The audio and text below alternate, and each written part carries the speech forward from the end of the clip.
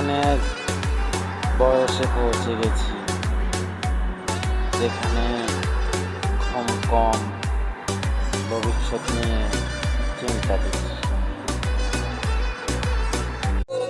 দোষ ছিল আমার যে তোমার মনে আমায় জায়গা দিলা না। আমি মানছি আমার একটা ভুল ছিল। শত মেয়ের মাঝে আমি তোমায় বেছে নিয়েছিলাম। কত মেয়ে বলে তাদের পিছে নাকি কত ছেলেরা ঘুরে। সেই ছেলেরাই ঘুরে যে ছেলেদের স্বভাব মেয়েদের পিছে পিছে ঘুরে। আমার স্বভাব তাদের মধ্যে পড়ে না।